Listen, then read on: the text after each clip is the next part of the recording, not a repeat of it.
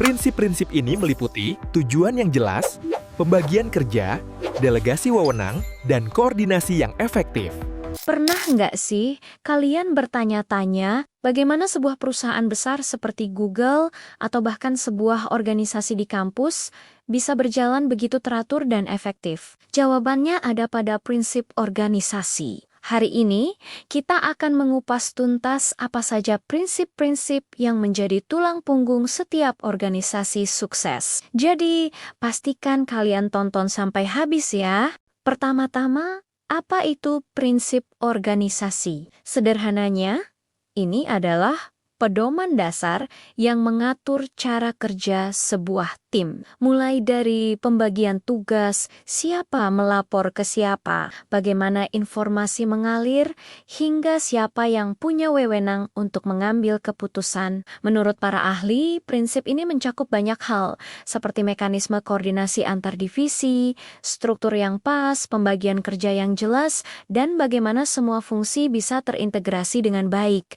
Inti prinsip organisasi adalah resep rahasia untuk menciptakan kerjasama yang solid dan efisien agar tujuan bersama bisa tercapai. Ngomong-ngomong soal tujuan, setiap organisasi pasti punya tujuan. Ini adalah sasaran utama yang menjadi kompas bagi semua aktivitas di dalamnya. Kalau kita lihat organisasi bisnis, tujuan utamanya jelas, menghasilkan barang atau jasa untuk konsumen dan tentu saja mencari keuntungan agar perusahaan bisa terus hidup dan berkembang. Tapi, tujuan ini tidak berdiri sendiri. Ada tujuan organisatoris yang memastikan setiap bagian berkontribusi. Tujuan operasional untuk efisiensi kerja, tujuan kolateral yang memperhatikan kesejahteraan karyawan dan tanggung jawab sosial, serta tujuan sekunder yang mendukung fungsi-fungsi penunjang lainnya. Berbeda dengan bisnis, organisasi publik atau pemerintah punya fokus yang berbeda. Tujuan mereka adalah melayani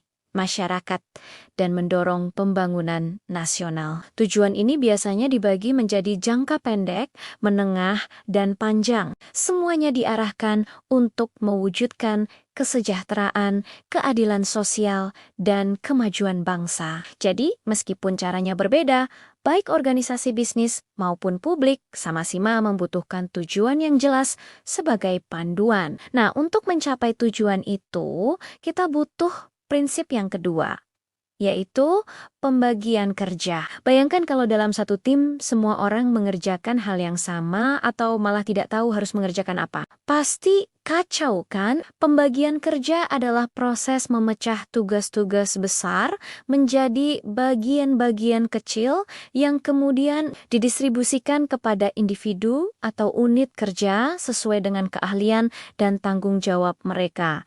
Tujuannya apa? Supaya alur kerja jadi terstruktur. Tidak ada tumpang tindih pekerjaan, dan setiap orang tahu persis apa wewenang serta tanggung jawabnya. Dengan spesialisasi, efisiensi, dan produktivitas karyawan bisa meningkat. Selain itu, pengambilan keputusan jadi lebih cepat, konflik internal berkurang, dan ini menjadi dasar untuk membangun struktur organisasi yang kokoh. Selanjutnya ada prinsip yang sangat krusial, yaitu delegasi kekuasaan. Seorang pemimpin sehebat apapun dia, tidak mungkin mengerjakan semuanya sendirian. Delegasi adalah proses melimpahkan sebagian wewenang dan tanggung jawab dari atasan kepada bawahan. Ini bukan sekadar melempar pekerjaan loh. Tujuannya adalah untuk meningkatkan efektivitas manajemen, membagi beban kerja secara adil, dan mempercepat pengambilan keputusan di berbagai level. Dengan mendelegasikan tugas, seorang pemimpin juga memberikan kesempatan bagi bawahannya untuk berkembang, belajar, dan merasa lebih bertanggung jawab. Ada beberapa aturan main dalam mendelegasikan wewenang. Pertama, harus ada kejelasan garis komando. Ini disebut prinsip skalar. Jadi, setiap orang tahu siapa atasannya dan siapa bawahannya. Kedua, prinsip kesatuan komando, yang artinya seorang bawahan idealnya hanya bertanggung jawab kepada satu atasan saja. Ini untuk menghindari kebingungan. Ketiga, Harus ada keseimbangan antara wewenang yang diberikan dengan tanggung jawab yang dituntut. Jangan sampai wewenangnya besar, tapi tanggung jawabnya kecil, atau sebaliknya. Terakhir, ada prinsip absolutitas tanggung jawab. Artinya, meskipun tugas sudah didelegasikan, tanggung jawab akhir tetap ada di tangan manajer atau atasan yang mendelegasikan. Prinsip berikutnya adalah rentang kekuasaan, atau sering disebut juga rentang kendali. Ini adalah tentang berapa jumlah bawahan yang bisa dipimpin dan diawasi secara efektif oleh seorang atasan. Kenapa? Ini penting karena manusia punya keterbatasan, baik secara fisik maupun mental, dalam mengawasi banyak orang sekaligus. Penentuan rentang kendali yang tepat akan sangat mempengaruhi desain struktur organisasi dan efektivitas komunikasi. Ada 2 jenis rentang kendali. Pertama, rentang sempit. Ini berarti satu atasan hanya membawahi sedikit orang. Keuntungannya, pengawasan bisa lebih ketat dan intensif. Tapi, kekurangannya, struktur organisasi jadi tinggi atau banyak lapisan, dan birokrasinya bisa jadi lebih panjang. Kedua, rentang lebar. Di sini, satu atasan membawahi banyak orang. Ini akan menciptakan struktur organisasi yang lebih datar dan mendorong bawahan untuk lebih mandiri. Namun, risikonya adalah koordinasi bisa menjadi lebih sulit. Jadi, tidak ada formula pasti mana yang lebih baik. Penentuan rentang kendali harus disesuaikan dengan seberapa rumit tugasnya, seberapa kompeten bawahannya, serta kebutuhan dan kondisi unik dari setiap organisasi. Terakhir, tapi tidak kalah penting, adalah pilar kembar, pengawasan dan koordinasi. 2 hal ini menjaga agar seluruh mesin organisasi bergerak secara harmonis. Pengawasan adalah proses memastikan semua pekerjaan berjalan sesuai rencana. Jika ada penyimpangan, bisa segera dideteksi dan dikoreksi. Tingkat pengawasan ini sangat berkaitan dengan rentang kendali yang kita bahas tadi. Efektivitas pengawasan dipengaruhi oleh banyak faktor, seperti kemampuan manajer, kompleksitas tugas, dan bahkan jarak fisik antara atasan dan bawahan. Sementara itu, koordinasi adalah seni menyelaraskan semua kegiatan dan unit kerja yang berbeda agar bergerak ke arah tujuan yang sama.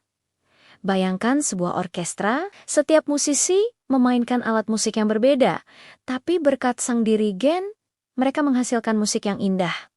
Itulah fungsi koordinasi. Tujuannya adalah menciptakan kesatuan tindakan, memastikan setiap bagian saling mendukung, dan mencegah adanya tumpang tindih atau malah kekosongan tugas. Koordinasi itu dinamis dan harus dilakukan terus-menerus, dan alat utama untuk melakukan koordinasi yang efektif adalah melalui pengawasan yang berkesinambungan. Keduanya saling terkait dan tidak bisa dipisahkan.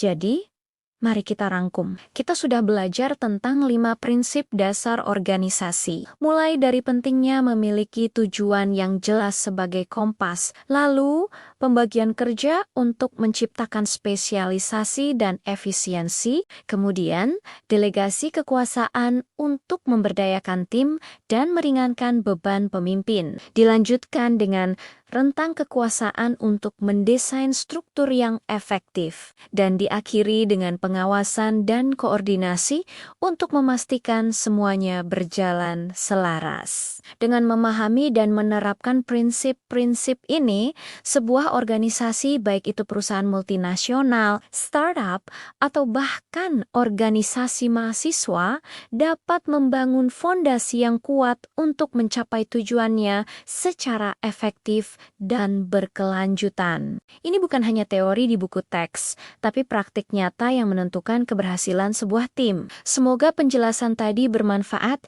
dan memberikan kalian wawasan baru tentang dunia organisasi. Jika ada pertanyaan atau mungkin kalian punya pengalaman menarik terkait prinsip-prinsip ini, jangan ragu untuk menuliskannya di kolom komentar di bawah ya. Saya senang sekali membaca dan berdiskusi dengan kalian. Terima kasih sudah menonton video ini sampai selesai.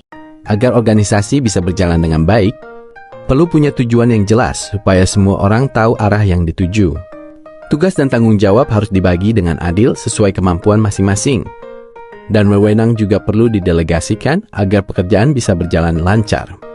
Selain itu, penting ada pengawasan dan koordinasi supaya semua bagian bisa bekerja sama dengan baik menuju tujuan yang sama. Dengan begitu, organisasi bisa berjalan lebih efektif dan teratur.